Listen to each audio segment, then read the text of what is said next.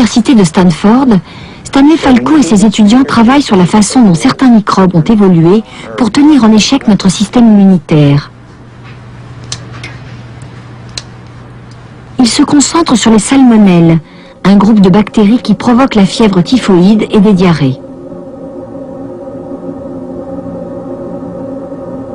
Les salmonelles sont différentes de l'ennemi mortel, l'hantavirus. Ces dernières, qui se reproduisent ici dans un film accéléré 360 fois, sont devenues un ennemi amical. Contrairement au virus Hanta, les salmonelles tuent certaines cellules humaines lorsqu'elles les envahissent pour se procurer de la nourriture. Mais en règle générale, l'homme qui en est porteur y survit. L'empoisonnement de la nourriture par des salmonelles est courant, mais le nombre de gens qui sont effectivement touchés par ces bactéries chaque année et qui ne contractent aucune maladie est bien plus élevé que ceux qui développent une infection. En effet, les salmonelles ont appris à contourner les mécanismes de défense de notre organisme. Elles entrent dans le corps avec de la nourriture ou de l'eau contaminée. Dans notre bouche, elles survivent à l'action collante de la salive et aux agents chimiques tueurs de bactéries. Dans l'estomac, elles endurent un bain d'acide bouillonnant. Dans l'intestin grêle, elles résistent aux sels contenus dans la bile pour décomposer les microbes.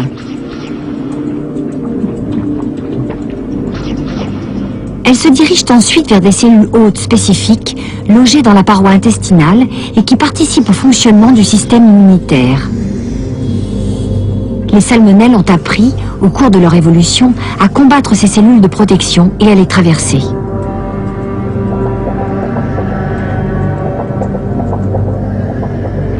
De l'autre côté, elles affrontent les microphages, de grosses cellules dérivées du globule blanc et conçues pour détruire les envahisseurs comme les virus ou les salmonelles. Mais ces dernières parviennent non seulement à survivre à l'intérieur du macrophage, mais aussi à s'y reproduire et à le tuer, avant d'en sortir pour infecter d'autres cellules.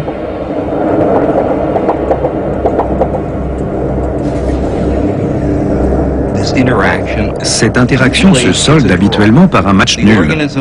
Le micro-organisme fait le plein de nourriture, se multiplie et passe chez une autre personne pour se reproduire. Et nous en sommes ravis car nous pouvons le reconnaître et être immunisés. Mais de temps à autre, ça ne se passe pas aussi bien pour nous, et le micro-organisme prend le dessus. C'est alors qu'apparaît ce qu'on appelle une maladie infectieuse.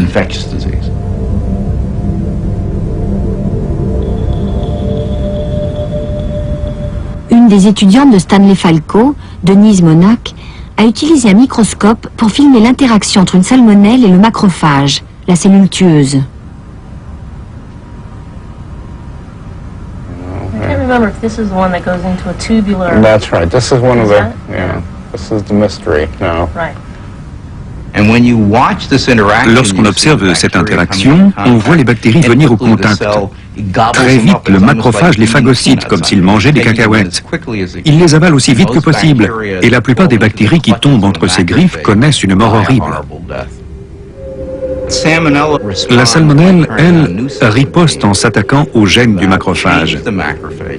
Dès cet instant, le micro-organisme se développe à l'intérieur du macrophage et finit par le tuer. Même si le macrophage meurt, en général, nous survivons. Les salmonelles ont évolué pour nous infecter, mais sans nous nuire, pour assurer ainsi leur propre survie.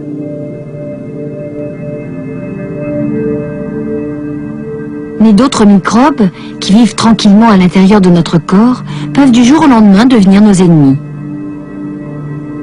Si l'on ingère un antibiotique pour combattre une salmonelle, notre équilibre intérieur microbien risque d'être bouleversé. Certains de nos microbes bienfaiteurs vont disparaître sous l'effet du médicament. Mais une petite population de bactéries résistant aux antibiotiques va commencer à se propager. On doit alors s'approcher de ce qui ressemble au nirvana pour un microbe. Il commence à croître encore et encore, mais un des sous-produits de cette croissance risque d'être toxique pour les cellules humaines. Les effets secondaires de l'antibiotique peuvent se traduire par une diarrhée provoquée par des microbes, en temps normal bénéfiques.